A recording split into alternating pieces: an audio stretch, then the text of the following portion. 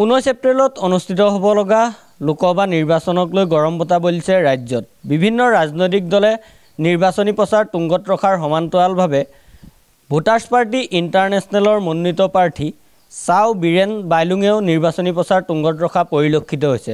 আৰু এই মুহূৰ্তত মই আহি উপস্থিত হৈছোহি ভোটাৰ্ছ পাৰ্টি ইণ্টাৰনেশ্যনেলৰ মনোনীত প্ৰাৰ্থী চাও বীৰেন বাইলুঙৰ কাষত। মই তেখেতৰ পৰা পোনে পোনে কেনেদৰে নিৰ্বাচনী প্ৰচাৰ চলাইছে সবিশেষ দুআষাৰ মন্তব্য ল'বলৈ চেষ্টা কৰিম। প্ৰথমে আপোনাক প্ৰথম খবৰলৈ স্বাগতম জনাইছোঁ। বৈকমো টাংলাই, এইবাৰ মই 12 নং লোকসভাৰ লখিমপুৰ সমষ্টিত মই প্ৰাৰ্থী মনোনীত কৰিছোঁ। সকলোলৈ মই শুভেচ্ছা জনাইছোঁ। মই নতুন কেণ্ডিডেট হয়, বিশেষকৈ এইটো দললৈ অহা মোৰ বেছি দিন হোৱা নাই। আগতে মই বিজেপি দলত আছিলোঁ। বিজেপিৰ লেতেৰা যিটো সংস্কৃতি, সেই সংস্কৃতিৰ বোকা পানীখিনি অকণমান নিকা কৰিবৰ কাৰণে মই এই ভোটাৰ্ছ পাৰ্টি ইণ্টাৰনেশ্যনেলৰ যিটো ভাৱাদৰ্শ, অনাগত আহি থকা মানৱতাবোধ য'ত আছে, য'ত মানুহ জীয়াই থকাৰ প্ৰেৰণা আছে, সেই দুৱাৰখন দেখি মই দুৱাৰদলিত ভৰিহে দিছোঁহি। বুজি পাইছেনে? কিন্তু মূল কথাটো হ'ল কি, বৰ্তমান যিসকল চৰকাৰ দলৰ নেতা হিচাপে দেশ চলাই আছে, তেওঁলোকৰ ভৌগোলিক জ্ঞান নাই, তেওঁলোকৰ বুৰঞ্জী জ্ঞান নাই, তেওঁলোকৰ সামাজিক জ্ঞান নাই, মুঠতে ধন আৰু সোণ এইখিনিকে লৈ গোটেই মানৱ জাতিটোক তেওঁলোকে দানৱৰ ৰূপত উঠাই আমি যেন সঁচা সঁচিকৈ যেন হাবি যেন আমি যেন ভূত, আমাক তেনেকুৱাহে ব্যৱহাৰ কৰিছে। দেশখনত জনসংখ্যা বাঢ়িছে সঁচা, কিন্তু মানুহ নাই বহা। আৰু দেশখনত ভোট আৰু নেতাহে বাঢ়িছে, কিন্তু ভোটাৰ নাই বহা। আমি খুব কম দিনৰ ভিতৰত আমি প্ৰশিক্ষণ লৈ আহিছোঁ, আৰু আমাকেই নিৰীক্ষণ কৰি ভাবিলে যে এইবাৰ ভোটাৰ্ছ পাৰ্টি ইণ্টাৰনেশ্যনেলৰ যিটো আমাৰ ছবিখন আমি ৰাইজক দেখাবলৈ গৈ আছোঁ। তাৰ আগমুহূৰ্তত মই সকলো ৰাইজক দুআষাৰমান কম বুলি মই আগবাঢ়িছোঁ। আৰু মই হ'লোঁ আমাৰ আহোম বংশৰ এজন পুৰোহিত হয়। বিশেষকৈ 600 বছৰীয়া ইতিহাসৰ আমাৰ স্বৰ্গদেউসকলে ৰাজপাট চলোৱাৰ যিটো নীতি আমাৰ মহেন্দ্ৰধাৰী বাইলুঙৰ লগতে আছিল।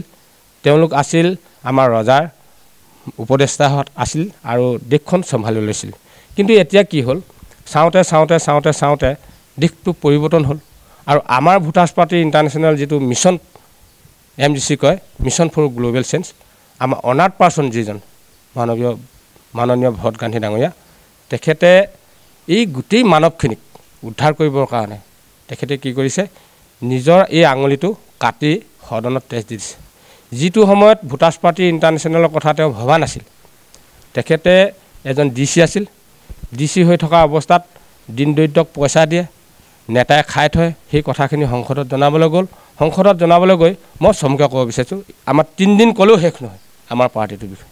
কিন্তু তেখেতে অৱশেষত জনাতে ভাগৰি গ'ল। 137জন সাংসদৰ স্বাক্ষৰত এখন গোল কমিটিত স্বাক্ষৰ হৈ যোৱাৰ পাছতো ভাৰতৰ ৰিজাৰ্ভ বেংকেও তাত মানি লৈছে, অৰ্থনীতিবিদেও মানি লৈছে, যোন জোনাল আছিল সেই সময়ত, ভাৰতৰ প্ৰধানমন্ত্ৰীয়ে মানি লৈছে।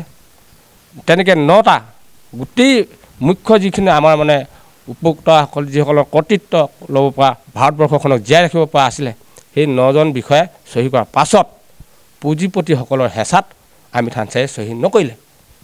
এই কথাটো মইতো খুব কম দিনৰ ভিতৰতহে পাইছোঁ। মই যেতিয়া বিজেপিত প্ৰেছিডেণ্ট খেলিছোঁ তেতিয়াতো এইবোৰ কথা নাজানো। সৰ্বানন্দ সোণোৱালক যেতিয়া আমি আদৰি আনিছোঁ তেতিয়াতো মই বিজেপি কৰ্মী আছিলোঁ। যি সময়ত বিজেপি নাছিল সেই সময়ত আমি আছিলোঁ, আৰু যি সময়ত বিজেপি চৰকাৰ আহিল আমি নাছিল হৈ গ'লোঁ। তাৰ অৰ্থটো এইটোৱে, কপালখন আমাৰ ভাল। তাৰমানে কপালখন আমাৰ এইটো কাৰণেই ভাল যে পৃথিৱীখন যেতিয়া মানুহ ধ্বংস হ'বলৈ বিচাৰে তেতিয়া ভগৱান সৃষ্টি হয়, যুগে যুগে অৱতাৰ বুলি কৈছে। গতিকে এইটো যুগত মানৱ ৰূপত অহা নাই মাননীয় ভৰত গান্ধী ডাঙৰীয়াই।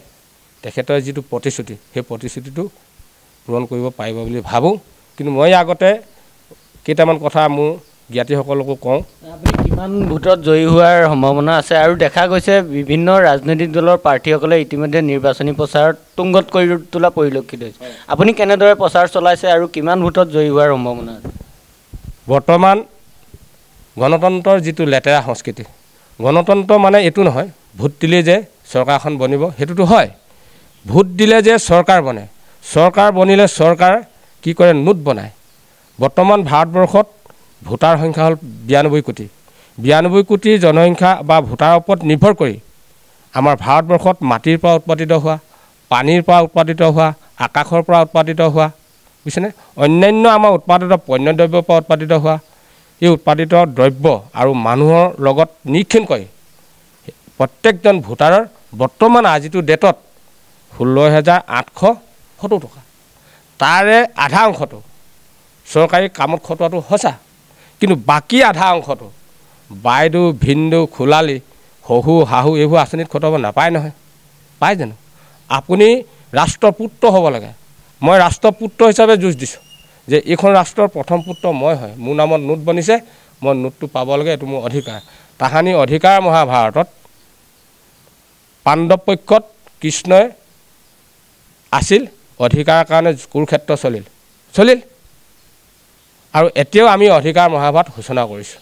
আটাইতকৈ ডাঙৰ কথা হ'ল কি, পৰম্পৰাগতভাৱে চলি অহা প্ৰকৃতিগতভাৱে যদি আমি মহিলাক ভবা হয়, ৰাৱণে সীতাক নিয়াৰ কাৰণে ৰাৱণ খতম, দুৰ্যোধনে দ্ৰৌপদীক বস্ত্ৰহৰণ কৰাৰ কাৰণে হস্তিনাপুৰ গুৰুকুল খতম হয়। 600 বছৰীয়া ইতিহাসত জয়মতী শাস্তিক বিনা দোষে তিলকে শাস্তি দিলে, তাত খতম। আৰু এতিয়াও লাখটকীয়া বাইদেউ আঁচনিত অপমান কৰাৰ কাৰণে কোন শেষ হ'বলৈ গৈ আছে সেইটো মই নকওঁ, সেইটো ৰাইজে গম পাব। মোৰ যুঁজখন প্ৰধান বৰুৱাৰ লগত খাটাং আৰু মই কোৱা কথাখিনি আমাৰ দলৰ যিখিনি কৰ্মকৰ্তাসকলে, আমাৰ দলৰ যিখিনি আইডিঅ'লজি, এই আইডিঅ'লজিখিনি ভোটাৰসকলে যদি জানে তেতিয়াহ'লে আমি যে জিকিম এইটো নিশ্চিত। আমি নিৰ্বাচনী প্ৰচাৰটো আমি চৰকাৰ আইনখনৰ মতে আমি মানি লৈছোঁ যে জোৰদাৰ মুলুক তাৰ এই বিষয়বোৰ আমাৰ নাই।